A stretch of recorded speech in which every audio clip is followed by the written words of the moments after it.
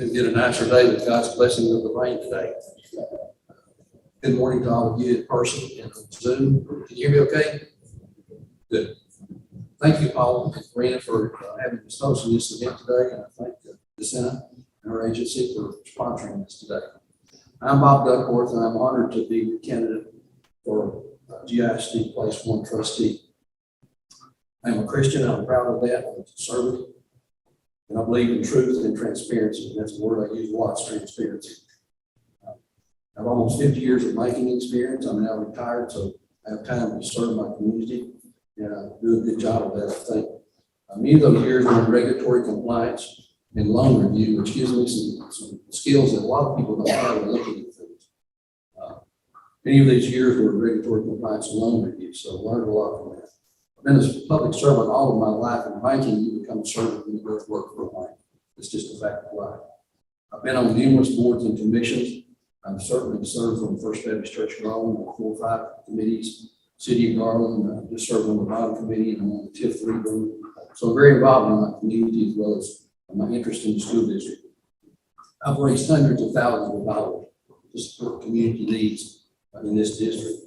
I had 3 children graduate from GISD, 4 grandchildren, and they're all doing pretty good in life. So I'm very proud of that history. Trustees are elected to take an oath to serve the public. Taxpayer. I think that, just because you don't have a student in school, you're still a taxpayer, so you're part of the program. Over the previous years, I've been really zealous in researching and educating myself on the school system and district matters. That makes me someone trustees and staff don't particularly want to deal with. Researching folks' questions and concerns, which in return requires me talking to somebody to explain what they're talking about and what they mean with this stuff. Apparently that will be bothered. I've been identified by the superintendent as one who does not have a student in the district. That's why I'm being emphatic about I'm a part of the district, even though I don't have a student in school. It should be listened to just like anyone else. How many sitting trustees do not have a student on the district? I count as 5, but not an inquiring citizen. The general counsel sent me a letter in February of 21 and again in 22. And in that letter, it states the following: moving forward, staff and board members will not respond to any request for information outside the district information request process. So I've been in kind of a wasteland for a year, having access to trustees and administration. I deal with that through emails, and I know how to do that. This is a joint venture to avoid dealing with my questions and concerns.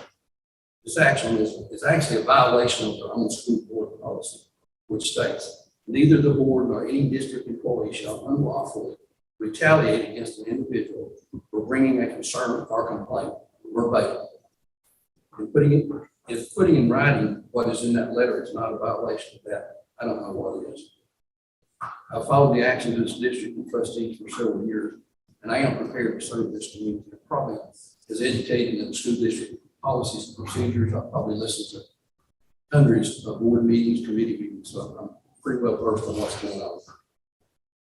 I wish my opponent.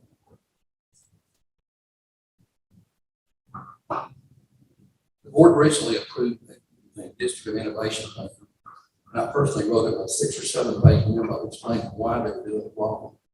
But my opponent made the motion to approve it at a recent board. My opponent uses pictures of the boardroom, district employees, trustees in his campaign on his website. In February, when I went to the drawing, I was told by the superintendent I couldn't take a simple picture against a blank wall in the boardroom because I might use it as political advertising. Where did it come from that? What is that? On my opponent's website, he has a picture of him on the Star Wars Imperial Stormtrooper.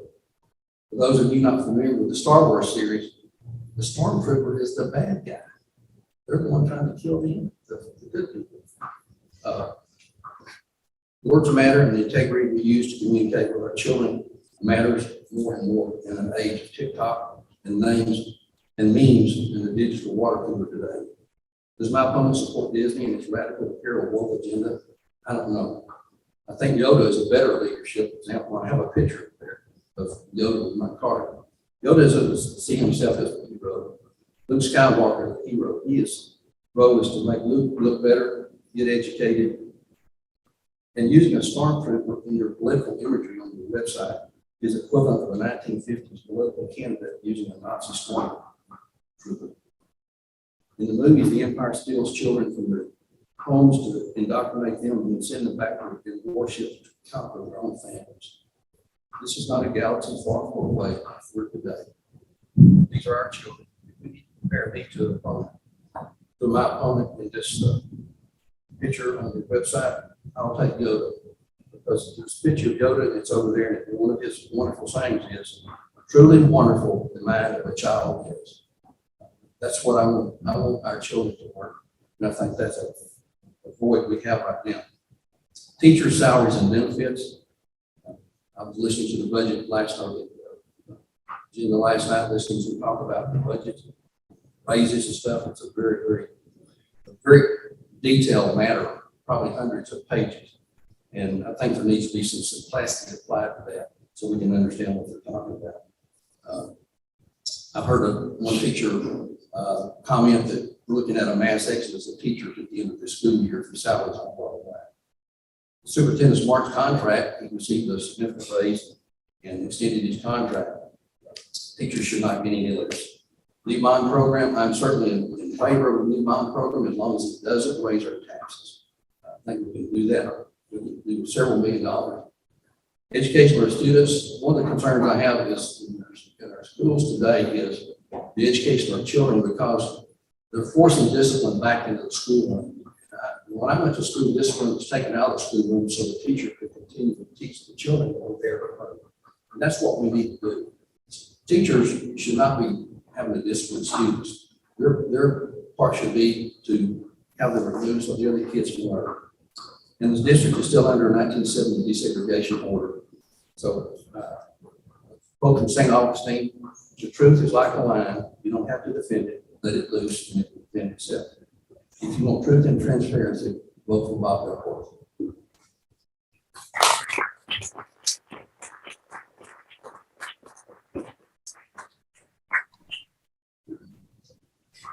Excuse me, I'm about to steal some of the literature up here.